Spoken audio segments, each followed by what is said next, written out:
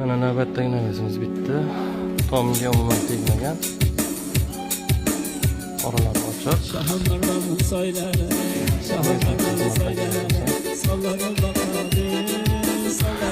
O'zbekiston bo'ylab ustoqqa dasturlarimiz.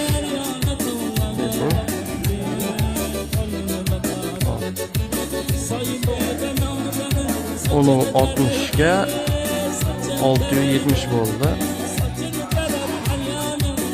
Vaziyat bozonda.